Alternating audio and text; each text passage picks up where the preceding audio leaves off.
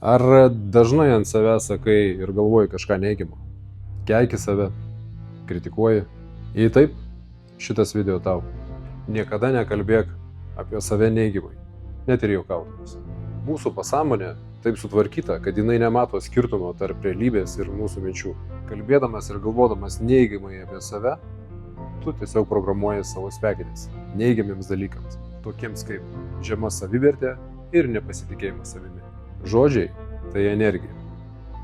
Mūsų visata, kurioje mes gyvename, taip pat sudaryta iš energijos. Jeigu nori pakeisti savo realybę, pirmiausiai pakeisk savo mąstymą. Kai pakeisi savo mąstymą, galėsi pakeisti ir savo gyvenimą. Stenkis būti pozityvus, tikintis savimi ir pamatysi, kaip viskas pradės klostytis teigiamą linkme. Toks požiūris padės tau pamatyti daugybę galimybių. Kalbu iš savo patirties. O jeigu dar yra per sunku taip mąstyti, tai bent jau nustok neigiamai kalbėti ir galvoti apie save.